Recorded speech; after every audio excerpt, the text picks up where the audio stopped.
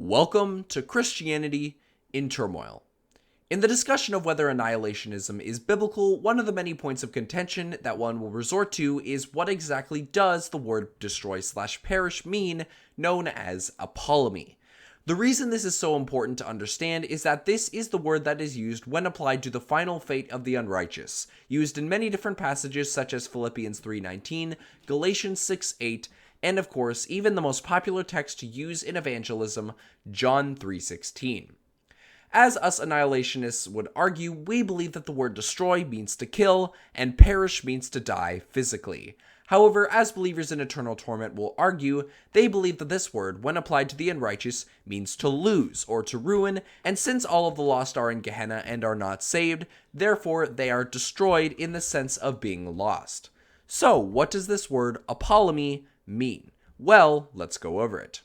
The first question we must ask is how the word destroy is used in the New Testament Greek when applied specifically to humans. Since words are used differently when applied to different things, what is most important to understand is the use of the word specifically when it is applied to humans, since that is when the word is used throughout the New Testament, referring to the fate of unbelievers.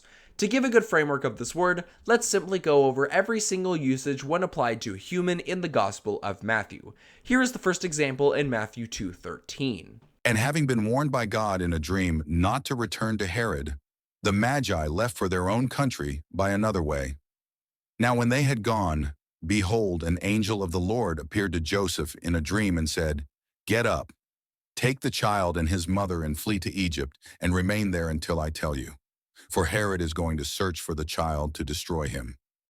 In this passage, the word is clear. King Herod wanted to kill baby Jesus after he had been declared the king of the Jews and therefore was a threat to his throne and power. The second is Matthew 12:14, and after Jesus had been challenging the Pharisees' authority over the teaching of the Sabbath and healing a man in the synagogue, in response the Pharisees wanted to kill Jesus. And finally, Matthew 22:7 tells us about the king of the wedding feast and how the king was enraged and went out to kill murderers by setting their kingdom on fire.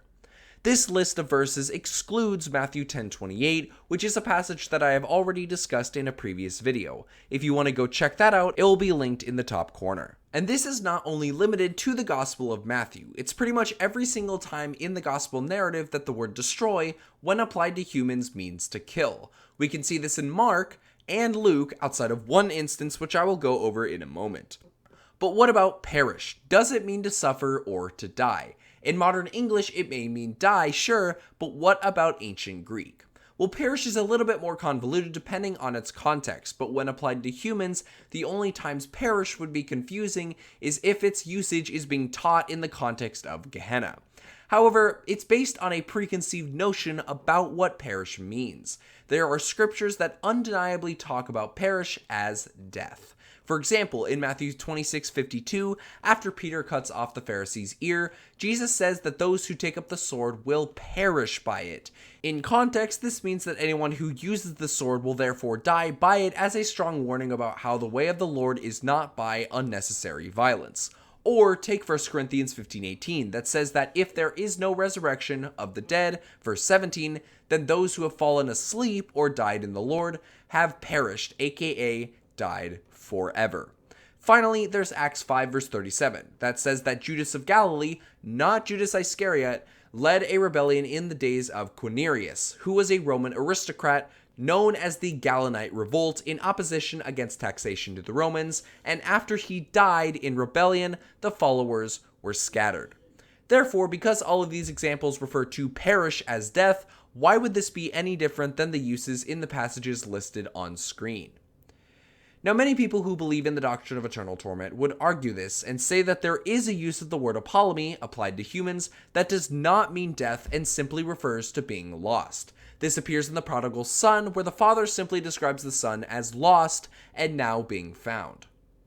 However, there are two explanations for why this is the case. The first can simply be that words have a wide semantic range. Sometimes we rob the Bible's ability to use words with a semantic range. Since the word Apollumi has a semantic range, we can therefore say that this word does mean lost when applied to humans. However, that doesn't mean that the exception is the rule and everything else has to apply the same way.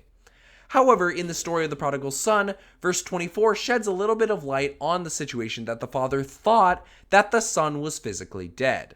For this son of mine was dead and has come to life again. He was lost and has been found. And they began to celebrate. Therefore, it is not foreign to say that Jesus is using Hebrew parallelism in the story. He was dead and is alive and is lost, dead and is now found or alive. This means that Apollumi could absolutely be referring to physical death, and therefore it is a reasonable hermeneutical interpretation to say that Apollumi, exclusively when referred to humans, means death. But we don't want to die because of our rejection of the Lord. Come to him, repent, and you will not perish.